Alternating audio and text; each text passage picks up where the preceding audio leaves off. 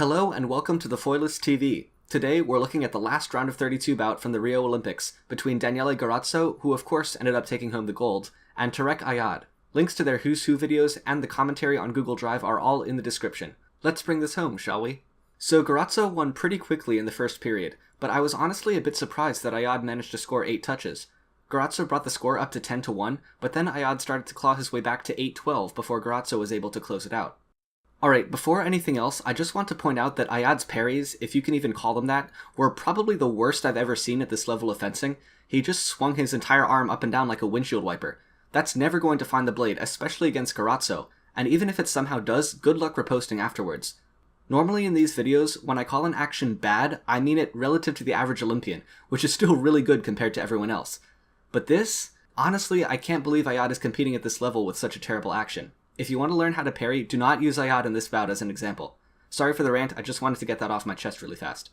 Let's get back to the bout. So Garozzo made use of his signature marching attack, with his blade withheld in 3 and really small but quick advances. Ayad immediately began experimenting with various actions against it, and pretty much all of them summarily failed. Despite that march being very predictable, Garozzo advanced slowly enough that he could react in time to anything Ayad threw at him. Combined with his amazing point control, it made for a nearly unstoppable offense. That is, until Ayad found a really clever weakness. If he stepped to Garozzo's inside line with his counterattack, there was a range of distances where Garozzo wouldn't be able to hit. Too far away, and Garozzo could just drop down to finish in 7.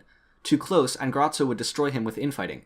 But in that narrow range, he would either end up finishing too long and missing, or trying to get closer without being ready to finish. This single solution accounted for about half of Ayad's comeback touches this bout. But then there was a short break because of a problem with Ayad's mask or something, and when the fencing started again, Garozzo had a very elegant solution of his own. He just went a little bit faster. Ayad's counterattacks completely stopped working, and Garozzo took the bout pretty quickly. I know that I bashed Ayad earlier in this video, but truth be told, he gave Garozzo a good fight, discovering a way around that iconic and very deadly marching attack of his. He also scored a couple of nice remises, all thanks to Garozzo's predictability. But Garozzo was on the path to the podium on that day, and he refused to let this flailing Egyptian stand in his way. He stayed confident, made the tiniest of adjustments when necessary, and went on to face Ayad's teammate Abu Al-Qassem in the round of 16. Thank you very much for watching, and don't forget to watch the commentary video on Google Drive. And now, at long last, we turn our attention to the round of 16. For this round, I'm going to change things very slightly. In each video's description, I'll put a link to a poll where you can all vote on which bout you want to see next. You can find a link to the first poll in the description of this video. You can vote for as many bouts as you want, just don't vote for all of them at once. After each poll is posted, I'll give you guys a few days to vote before I announce the next video.